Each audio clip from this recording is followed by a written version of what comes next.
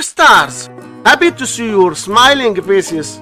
In this episode today, our goal is to determine the numerical value of this statement. 33 divided by 33 over 31, then times 31. First we do this multiplication. 33 over 31 times 31. We can easily cancel this 31 and this 31. So here we have this 33 only, and 33 divided by 33 equals 1. But this answer is not correct because according to the order of operation, multiplication and division have equal priority, and we have to work from left to right. So we have to do this division first, then this multiplication. If you do this multiplication, then this division, it's wrong. So we have to do this division first. 33